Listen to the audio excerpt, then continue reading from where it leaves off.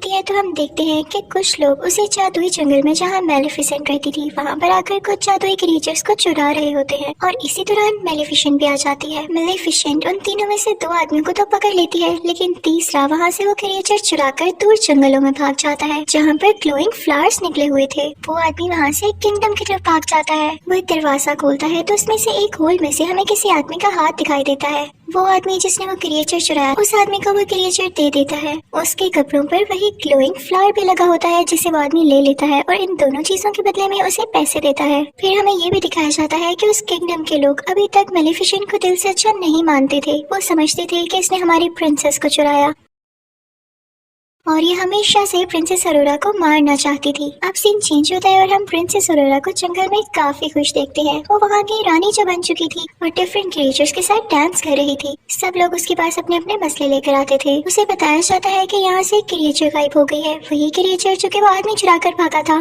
तो ये सुन के प्रिंसेस अरोरा काफी परेशान हो जाती है। तो वहाँ पे वही छोटी हाइट वाली 3 परियां आती है और उसे खुश करने लगती है। उसका क्राउन लेके भागने लगती है ताकि वो भी उसके पीछे पीछे आए। और प्रिंसेस अरोरा जैसे ही नीचे जाती है तो उसे कौन दिखाई देता है भला? वही लड़का जो कि मूवी यानी मेलेफिसेंट पार्ट 1 के एंड पे उसके पास आया था, लेकिन तब तक उसका ट्रू लव नहीं था। वो भी एक प्रिंस था और उसका नाम था प्रिंस फिलिप। वो काफी अरसे से प्रिंसेस अरोरा को पसंद करता था और यहाँ पर फाइनली वो उसे प्रपोज कर देता है, जिसे सुनकर प्रिंसेस अरोरा भी काफी खुश होती है क्योंकि वो भी उसे कहीं ना कहीं पसंद करती थी। ये सब कुछ मेलेफिसेंट का कौवा यानी डेविल भी देख रहा होता है। वो जाके सब कुछ मेलेफिसेंट को बताता है तो मेलेफिसेंट वहाँ से उड़कर प्रिंसेस अरोरा से बात करने आती है और दूसरी तरफ वो प्रिंस फिलिप भी अपने पेरेंट्स को बताने के लिए चाहता है कि मुझे एक लड़की पसंद आ चुकी है। फिर हम देखते हैं कि प्रिंस फिलिप अपने किंगडम पहुंच चुका है और वहाँ पर जाकर वो अपने फादर यानी किंग को, क्वीन को और बाकी लोगों को बताता है कि मैं उस लड़की को प्रपोज कर आया हूँ और उसने एक्सेप्ट भी कर लिया है। जिसको सुनकर उसके फादर यानी किंग काफी खुश होते हैं, लेकिन क्वीन वो तो सैड हो जाती है। लेकिन वो ये चीज अपने बेटे को शो नहीं करवाती। उसका दिल तो नहीं था, लेकिन फिर भी वो कहती है कि चलो ठीक है, प्रिंसेस अरोरा और उसकी गॉड मदर यानी मेलेफिसेंट को हम डिनर पे बुला लेते हैं। दूसरी तरफ हम मेलेफिसेंट को प्रिंसेस अरोरा से बातें करता हुआ देख रहे होते हैं। वो कहती है कि तुम्हें मुझसे एक बार पूछ लेना चाहिए था प्रिंस से मंगनी करने से पहले। मेलेफिसेंट कहती है कि सच्चे प्यार जैसी कोई चीज नहीं होती, लड़के हमेशा धोखा देते हैं। तभी तो तुम्हारा ट्रू लव मैं बनी। मैं तुमसे दिल से प्यार करती हूँ, इसलिए तुम्हारा भला कह रही हूँ। तो प्रिंसेस अरोरा कहती है कि प्लीज आप ऐसा ना सोचें, अगर किसी ने आपको धोखा दिया तो हो सकता है कि बाकी दुनिया के लोग वैसे ना हो। तो मेलेफिसेंट कहती है कि ठीक है, मैं तुमसे प्यार करती हूँ इसलिए तुम्हारी बात मान रही हूँ। अब हम देखते हैं कि वो दिन आ चुका है जब इन दोनों फैमिलीज में एक साथ डिनर है। तो क्वीन जो कि प्रिंस फिलिप की मदर थी वो अपनी एक सीक्रेट क्लोजेट में जाती है। वो जब वहाँ पर जा रही होती है तो हमें ये दिखाया जाता है कि वो एक आयरन फैक्ट्री है। वो क्वीन जब वहाँ से गुजर रही होती है तो हमें ये भी दिखाया जाता है कि वहाँ पर वही ग्लोइंग फ्लावर होता है और उसी के साथ वो क्रिएचर भी होती है जो कि एक आदमी ने चुराया था। और वो क्वीन जाके उस आदमी से कहती है कि जल्दी अपना काम पूरा करो, वक्त बहुत कम है। और तभी वहाँ पर हम स्पिनिंग व्हील को भी देखते हैं जिस पर सेम सुई लगी होती है। ये सीन था ना काफी मिस्टीरियस कि हमें क्वीन के प्लान्स के बारे में कुछ नहीं पता चल पाता। और फिर यहाँ पे सीन चेंज हो जाता है। अब दूसरी तरफ जंगल में मेलेफिसेंट, उसका कौवा जो कि इंसान की शक्ल में ही था, और प्रिंसेस अरोरा डिनर पर जाने के लिए तैयार हो जाते हैं। काफी प्यारी लग रही होती है प्रिंसेस अरोरा। मेलेफिसेंट जैसे ही उस किंगडम में पाँव रखती है तो सारे लोग उसे डर के छुपने लगते हैं और कुछ लोग तो अपने वेपन्स भी निकाल लाते हैं। उनको ये लग रहा होता है कि मेलेफिसेंट एक बुरी चुड़ैल है, लेकिन मेलेफिसेंट इन सबको एंजॉय कर रही होती है और उन्हें कुछ भी नहीं कहती, बस मुस्कुराती रहती है। अब हम देखते हैं कि वो तीनों अंदर पहुंच चुके होते हैं, यानी महल के अंदर किंग और क्वीन के पास। और अब डिनर होता है स्टार्ट। क्वीन मुसलसल मेलेफिसेंट को खुश करने की बजाय, यहाँ से अच्छी बातें करने की बजाय उसका पुराना वक्त उसे याद दिलाती है कि तुम ही थी ना जिसने इस बेचारी प्रिंसेस को कर्ज दिया था। उसकी बातें बिल्कुल भी अच्छी नहीं लग रही। वो ये बातें करने लगती है। वो कहती है कि अगर मेरे बेटे की और प्रिंसेस अरोरा की शादी हो गई तो इसकी असली मदर कौन होगी। ये सुनकर मेलेफिसेंट को काफी दुख होता है क्योंकि वो खुद को ही प्रिंसेस अरोरा की असल मदर मानने लगी थी। वो अपने पर फैलाती है और एक ग्रीन एनर्जी बाहर निकालती है जिससे सब दूर जाकर गिरते हैं। क्वीन भी बिला वजह कर डर जाती है और किंग के पीछे जाकर छुप जाती है, जिससे किंग बेचारे नीचे गिर जाते हैं। क्वीन ऊंची ऊंची बोलने लगती है कि मेलेफिसेंट ने किंग पर कर्ज कर दिया है और अरोरा उनकी बात पर यकीन कर लेती है और मेलेफिसेंट से कहती है कि प्लीज आप अपना कर्ज खत्म करते हैं, बार बार क्यों सब पे कर्ज करती हैं। तो मेलेफिसेंट कहती है प्रिंसेस अरोरा तुम भी ये कह रही हो, मैंने कोई कर्ज नहीं किया। लेकिन प्रिंसेस अरोरा मेलेफिसेंट की बात पर यकीन ही नहीं करती क्योंकि क्वीन ने काफी अच्छे तरीके से उसको टैकल कर लिया होता है। तभी वहाँ पर सोल्जर्स आने लगते हैं जो कि मेलेफिसेंट पर अटैक करने वाले होते हैं। मेलेफिसेंट आखिरी बार प्रिंसेस अरोरा से कहती है कि क्या तुम मेरे साथ नहीं आओगी। तो प्रिंसेस अरोरा कोई जवाब नहीं देती और क्वीन और किंग के पास बैठी रहती है। तो मेलेफिसेंट दुखी होकर वहाँ से उठकर चली जाती है। उसके साथ उसका कफा भी खिड़की तोड़ के बाहर चले जाते हैं। लेकिन वहाँ पे एक और लड़की होती है जो क्वीन और किंग की साथी होती है। वो आयरन बुलेट से मेलेफिसेंट पर अटैक कर देती है, जिससे वो बेचारी ओशन में गिर जाती है। अब हम देखते हैं कि कैसल में किंग बेचारे बेहोश पड़े होते हैं, तो उनको उनके बेडरूम में ले जाया जाता है। सब काफी परेशान होते हैं और उनका बेटा यानी प्रिंस फिलिप अपनी मदर क्वीन से कहता है कि आप डैड के माथे पर चूमे, आप उनसे सच्चा प्यार करती हैं ना, आप उनकी वाइफ हैं, हो सकता है कि वो दोबारा से ठीक हो जाए। लेकिन क्वीन अंदर ही अंदर अजीब मुंह बनाती है, क्योंकि ना तो वो किंग से सच्चा प्यार करती थी और ना ही वैसी स्टोरीज पर बिलीव करती थी। वो एक लालची औरत थी। वो फिर भी अपने बेटे के कहने पर ऐसा करती है, लेकिन किंग की आंख नहीं खुलती। जब अरोरा ये देखती है तो कहती है कि मैं जाके मेलेफिसेंट से बात करूंगी कि वो अपना कर्ज खत्म कर दे। जैसे ही वो जंगल पहुंचती है तो सारे लोग कहने लगते हैं कि हमने अभी तक मेलेफिसेंट को नहीं देखा, वो यहाँ आई ही नहीं। दूसरी तरफ किंग और क्वीन की वही साथी ओशन पर नजर रखी होती है कि मेलेफिसेंट कब यहाँ से निकलती है, लेकिन वो देखती है कि कोई क्रिएचर आकर मेलेफिसेंट को अपने साथ ले गया है। वो फौरन से सब कुछ जाकर क्वीन को बताती है, तो क्वीन कहती है कि फौरन से उसे रोको। और दूसरी तरफ जंगल से अरोरा वापस उसी किंगडम में आ जाती है, लेकिन उस जंगल का एक मैजिकल क्रिएचर भी उसके हॉर्स में छुपकर उसे किंगडम आ गया था। वो क्रिएचर वहीं पर पहुंच जाती है जहाँ पर पहली क्रिएचर भी कैद थी, और उसे भी वो आदमी कैद कर लेता है। प्रिंसेस अरोरा क्वीन से कहती है कि मुझे मेलेफिसेंट कहीं भी नहीं दिखी, क्या उन्हें कुछ हो तो नहीं गया। तो क्वीन कहती है कि परेशान नहीं हो, वो काफी स्ट्रॉन्ग है, वो वैसे ही कहीं पर होगी, और उसे अपनी बातों में फंसाने की कोशिश करती है।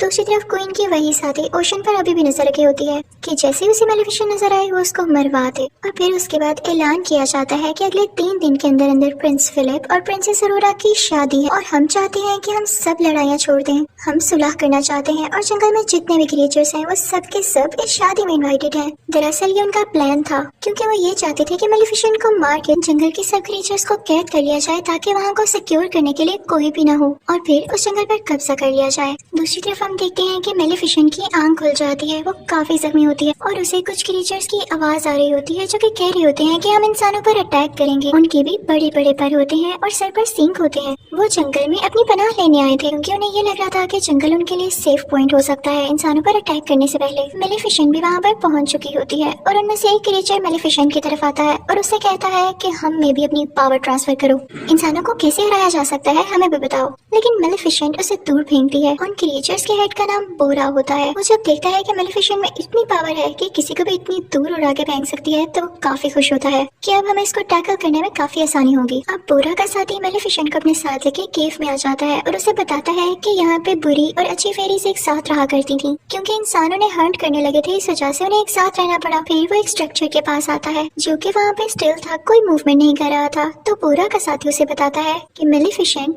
तुम इन्हीं की औलाद में से हो, तुम आखिरी पावरफुल और अच्छी परी बची हो। वो आदमी मेलेफिसेंट को बताता है कि तुम बहुत पावरफुल हो और जल्द ही तुम एक ऐसी स्टेज पे पहुंचोगी जिससे तुम दुनिया की सबसे ज्यादा ताकतवर परी बन जाओगी। लेकिन वो आखिरी स्टेज तुम अभी पार नहीं कर पाई, और वो है प्रिंसेस अरोरा को माफ करना, क्योंकि सारी जिंदगी तुमने उससे मोहब्बत की है, उससे प्यार किया है, और इसके लिए बहुत करेज चाहिए कि आप किसी को दिल से माफ कर दें। और जो किसी को दिल से माफ कर देता है वही इस दुनिया का सबसे ताकतवर इंसान होता है। तो मेलेफिसेंट कहती है कि नहीं, मैं उसे माफ नहीं कर सकती, मैंने उसे हमेशा प्यार किया, लेकिन उसने मुझे धोखा दिया। तभी वहाँ पर बोरा भी आ जाता है और बताता है कि प्रिंस फिलिप और प्रिंसेस अरोरा की शादी हो रही है और ये हमारे पास अच्छा मौका है उन पर अटैक करने के लिए। लेकिन मेलेफिसेंट यहाँ चुप रहती है। दूसरी तरफ हम ये भी देखते हैं कि प्रिंसेस अरोरा को क्वीन अपनी ढकी छुपी बातों से काफी टॉर्चर करने लगती है, और प्रिंसेस अरोरा को ये फील भी होने लगता है। तो वो प्रिंस फिलिप के पास जाती है और उससे कहती है कि मैं सिर्फ आपके लिए बर्दाश्त कर रही हूँ, वरना मुझे क्वीन अच्छी नहीं लगने लगी। दूसरी तरफ हम ये देखते हैं कि क्वीन का वही आदमी जो कि उस फैक्ट्री में काम कर रहा होता है उस ग्लोइंग फ्लावर के ऊपर,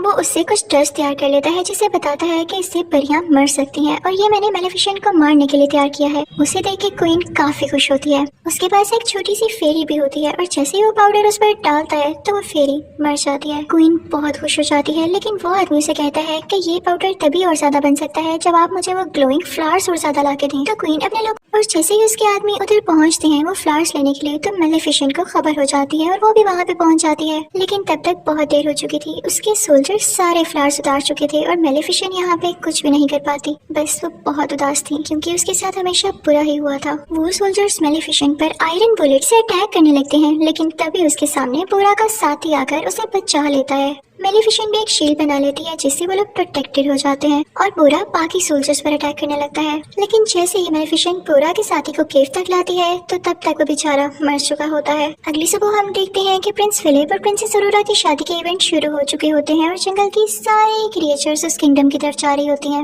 लेकिन जैसे ही मेलिफिसेंट का कौवा जो कि इंसानी शक्ल में ही होता है वो अंदर जाने लगता है तो उसे रोक लिया जाता है। फिर हम देखते हैं कि प्रिंसेस अरोरा काफी प्यारी लग रही होती है और प्रिंस फिलिप उसे एक फ्लावर देता है जो कि कोई और फ्लावर नहीं, उसी के जंगल का ग्लोइंग फ्लावर था। उसे देख के काफी हैरानी होती है कि क्वीन ने क्यों भिजवाया है मेरे लिए। वो क्वीन को ढूंढने के लिए जाती है और तभी उसे वो सीक्रेट डोर भी मिल जाता है। उसके हाथ में अभी भी वो फ्लावर था और वो जाते जाते उसे स्पिनिंग व्हील के पास पहुंच जाती है। उसे वो सारे विजन्स आने लगते हैं कि कर्स क्या था और मुझे यहाँ पर कैसे ले जाया जा रहा है। वो वहाँ पर देखती है कि 2 फेरीज भी कहते हैं वही क्रिएचर्स जिसे 7 महीने कैद किया था। उनको छुड़ाने ही लगती है लेकिन वो आदमी उसे रोक लेता है। तभी वहाँ पर क्वीन आ जाती है और वो प्रिंसेस अरोरा से कहती है कि मेरा किंगडम पहले उस जंगल के करीब हुआ करता था, लेकिन इन सब क्रिएचर्स और मेलिफिसेंट के एंसेस्टर्स ने यानी उसके बड़ों ने मिलकर मेरे किंगडम को नुकसान पहुंचा दिया और मेरे फादर मारे गए। लेकिन जब मेरा भाई भी वहाँ सुलह करने के लिए गया तो उस जंगल के क्रिएचर्स ने मेरे भाई को भी मार दिया और जब मैं अकेली बच गई तो मुझे किंग से शादी करना पड़ी जो कि अब मेरा हस्बैंड है, लेकिन मैं उससे प्यार नहीं करती। तो क्वीन कहती है कि मैं तुम सबसे बदला लेकर रहूंगी। क्वीन सोल्जर्स को ऑर्डर देती है कि प्रिंसेस अरोरा को एक रूम में कैद कर दिया जाए और ऐसा ही होता है और फिर उन क्रिएचर्स को भी एक रूम में बंद कर दिया जाता है और फिर उन पर वही पाउडर छिड़का जाता है जो कि 7 महीने तैयार किया था, जिसकी वजह से सारे क्रिएचर्स बेचारे वीक होने लगते हैं। जिस रूम में अरोरा होती है वहाँ पर उसका वेडिंग ड्रेस होता है और वो उसे फाड़ कर काफी लंबी सी रस्सी में बदल देती है और कैसल से नीचे जाने की कोशिश करती है। लेकिन तभी वहाँ पर सोल्जर्स आते हैं और प्रिंसेस अरोरा खुद को रूम में ही बंद कर लेती है। मेलिफिसेंट का कौवा भी जो कि इंसानी रूप में ही होता है कैसल के अंदर आ जाता है और दूसरी तरफ प्रिंस फिलिप अपने बीमार फादर के पास बैठा होता है और उसे ये सब कुछ नहीं पता होता। अब क्वीन अपनी कैसल की छत पर होती है और उस जंगल की तरफ काफी बॉम्ब्स फेंक रही होती है। दूसरी तरफ बोरा भी अपने लोगों के साथ इस किंगडम पर अटैक करने के लिए आ रहा होता है। दूसरी तरफ अरोरा मौका पाके उसी ड्रेस से लटकते हुए नीचे आ जाती है किंग के रूम में जहाँ पे प्रिंस फिलिप भी होता है। वो उसे सब कुछ बताती है कि क्वीन ने मेरे साथ क्या किया और मेलिफिसेंट ने आपके फादर को कर्स नहीं दिया बल्कि आपकी मदर ने ही दिया है, जिसे सुनकर प्रिंस फिलिप काफी हैरान होता है। और दूसरी तरफ हम देखते हैं कि बोरा और उसके साथी किंगडम पर अटैक करने आ रहे होते हैं, लेकिन उन पर मुसलसल आगे से अटैक कर रहे होते हैं किंगडम वाले और उनमें से कुछ लोगों को पकड़ भी लेते हैं। प्रिंसेस अरोरा को मेलिफिसेंट का वही कौवा दिखाई देता है जो कि इंसान ही बना हुआ था। वो उससे कहती है कि हमें लोगों की जान बचाने के लिए यहाँ की चर्च का दरवाजा खोलना होगा और वो दोनों मिलकर दरवाजा खोलने लगते हैं। वहाँ पर जाकर वो सारे क्रिएचर्स को बचा लेते हैं और वहाँ पर मौजूद छोटी छोटी फेरीज उन सुराखों में फूल भर देती है जहाँ से पाउडर निकल रहा था और अब वो डस्ट पाउडर वहाँ से बाहर नहीं निकलता और न ही किसी क्रिएचर को नुकसान पहुँचाता है।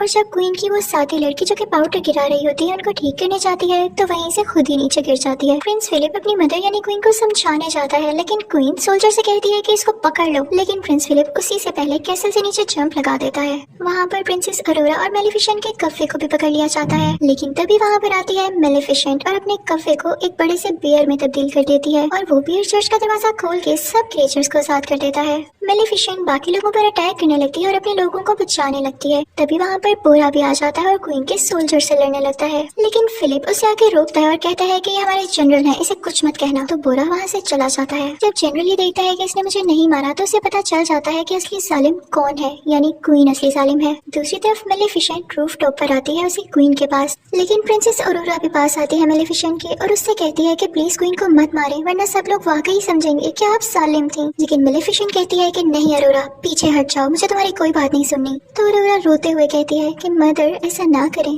और जब मेलिफिसेंट उसके मुंह से मदर लफ्ज सुनती है तो उसका दिल काफी सॉफ्ट हो जाता है और उसके दिल में इमोशंस आने लगते हैं। और जब वो दोनों एक दूसरे को ऐसे देख रहे होते हैं तो जाहिर है क्वीन को मौका मिल जाता है उन पर अटैक करने के लिए। तो वो वही डस्ट पाउडर प्रिंसेस अरोरा की तरफ फेंकती है, लेकिन मेलिफिसेंट उसके सामने आकर प्रिंसेस अरोरा की जान बचा लेती है। और जैसे ही मेलिफिसेंट को एरो लगता है वो एशेस में बदलने लगती है और प्रिंसेस अरोरा बहुत ज्यादा रोने लगती है। क्वीन ये देख के काफी खुश हो जाती है और ऐलान करती है कि अब तुम लोगों की मेलिफिसेंट नहीं रही और अब मैं पूरी जगह पर कब्जा करने वाली हूँ। लेकिन तभी हम देखते हैं कि प्रिंसेस अरोरा के आंसू मेलिफिसेंट के एशेस पर गिरते हैं और मेलिफिसेंट फिर से जिंदा हो जाती है। उसके बड़े बड़े पैर आ जाते हैं। क्वीन को बहुत गुस्सा आता है। वो प्रिंसेस अरोरा को कैसल से नीचे धक्का दे देती है और मेलिफिसेंट उसे बचा लेती है। प्रिंस फिलिप को भी अपनी मदर के बारे में सब कुछ पता चल चुका था, इसलिए वो भी मेलिफिसेंट के पास आ जाता है और मेलिफिसेंट मान जाती है प्रिंसेस अरोरा और प्रिंस फिलिप की शादी के लिए। तभी मेलिफिसेंट के पास वो छोटा आदमी भी आता है जिसने उसके क्रिएचर्स को कैद किया हुआ था। वो उसके उसके क्रिएचर्स छोड़ देता है और उसे वही सुई देता है, जिसकी वजह से वो कर्स फैला। अब सबको पता चल जाता है कि कर्स फैलाने वाली असली